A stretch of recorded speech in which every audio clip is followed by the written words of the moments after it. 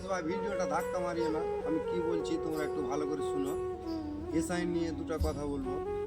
আমরা হলাম দেশের নাগরিক, সে হিন্দু হোক আর মুসলিম হোক, সবাই দেশের নাগরিক। এখন বলা হচ্ছে যে আমরা নাকি বাংলাদেশি। তো আমরা যে রেশন কার্ডে মাল খাচ্ছি, ভোটার লিস্টে নাম আছে, ভোট দিচ্ছি, তা বলছে আমাদের নাকি নাম নেই।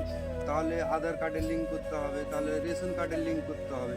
কিন্তু আমাদের কি দেশের নাগরিক হিসাবে বাদ দিতে চাই ডাইরেক্ট, না কেমন কি? আমরা তো কিছু বুঝতে পারছি না।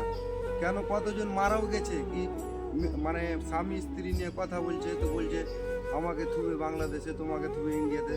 তার আগে মানে মারা গেছে এই টেনশনে। কিন্তু এটা যারা করছে ওরা কিন্তু এসি রুমে ঘুমিয়ে আছে।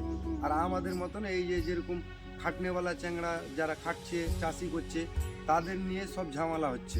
মানে ওরাই দৌড়াদৌড়ি করছে, যারা করার ওরা করে দিয়েছে, ওরা এসি রুমে ঘুমিয়ে আছে এভাবে। আর আমাদের খাটনেওয়ালা জীবন নিয়ে ছিনিমিনি করা হচ্ছে। তো আমরা যে এতদিন ধরে ভোট দিচ্ছি, এত জায়গায় নাম গেছে, তাহলে আমরা কি বাংলাদেশি নাকি? না হাসিনার মতন আমাদের করতে চাই?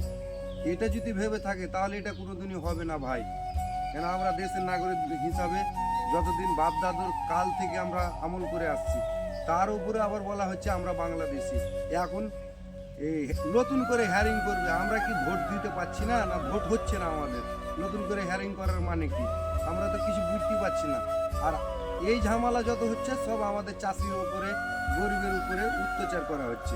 এটা করে কি ওদের ভালো হচ্ছে?